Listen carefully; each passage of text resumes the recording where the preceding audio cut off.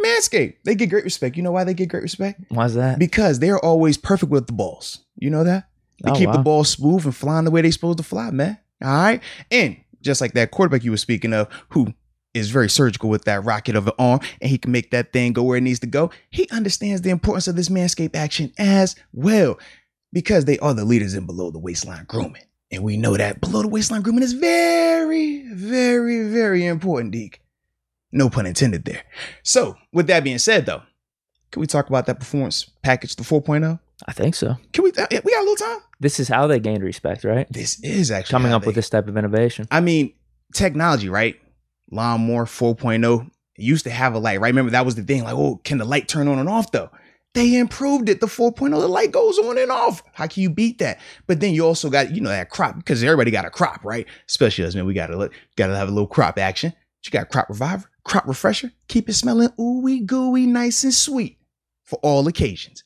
And you can't forget that travel bag. But more importantly, what you cannot forget is the promo code, which is MOATS. MOATS. 20% off of your of your shipping, not even of your shipping. You get free shipping, 20% off of your purchase, though, which is more important because you got to make sure you purchase these items so you can get the free shipping. So make sure you do that. But use that promo code. And after that, man, your delicate twins and friends will be thanking you.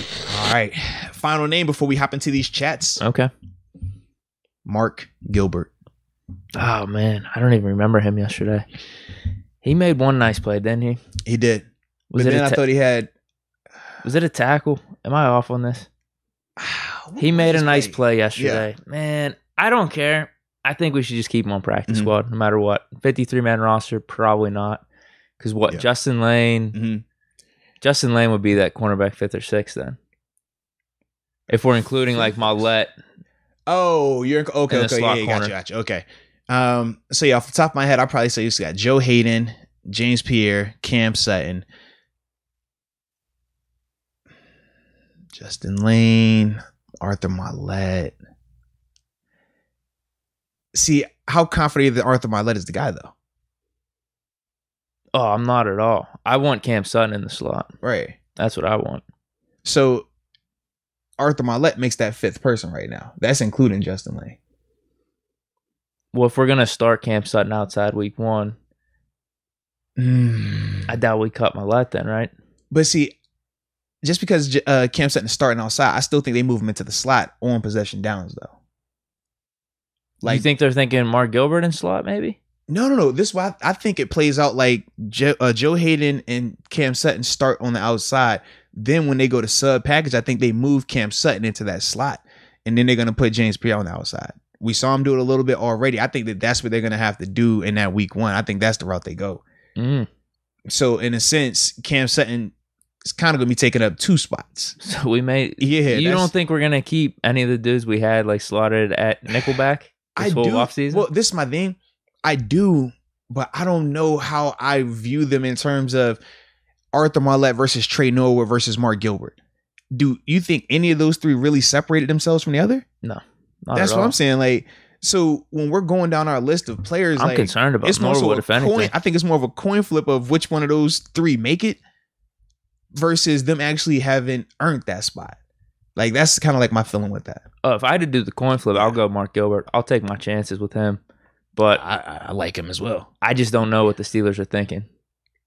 Because part of me says, okay, you can go Mollett because you have a little bit more experience. Yeah, and he brings a little bit more like that physicality. Right. If that's what you're looking for. With Trey, I'm not going to lie, man. He's small, dude. It looks like it. He plays little. So for the versatility that he brings in terms of being able to play safety and being able to play corner, part of me is asking myself, is that overshadowed by his lack of physicality that has shown up on multiple times and it resulted in some bad plays for the defense? Yep. I mean, it's times where it's like, yo, if you just are physical, if you just trigger, this we minimize this damage. This play doesn't happen, but he continues to like, he's just a little hesitant to trigger. It's like he's thinking about it. It's like, I don't know. Like, maybe he doesn't want to hit the person. I don't blame him. Of course you don't blame him. That's not good. That's not good. That's not good for Steelers football, though. That's not good. That's one thing I'm like, it's part of the game. It doesn't look like how it should look. That's the nice way to put it. Like, yeah. Yeah, so maybe we keep one safety. Yeah. Mollett did play a little bit of that with the Jets. He's young, man. He's young.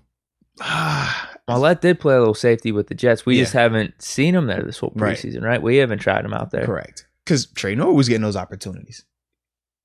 I'm good with that, actually. Just keep Mollett, cut Trey Norwood. Keep Mollett and Mark Gilbert. How about that? But then the issue you run if you cut Trey Norwood, what is your safety depth looking like? It's Killebrew and then I guess Mollett, emergency situation. He did that with the Jets.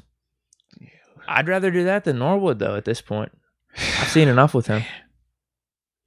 Yeah, this is a bad situation, bro. Wait, why? In terms of depth, I mean, this isn't going to matter. No. I'm talking about the depth. I just don't like the depth. I don't like the depth situation. That's what I'm saying. Like, I'm having to pick between guys that we were saying this right here, like, flip a coin. Like, I don't like that. I don't want to pick between guys you got to flip a coin about.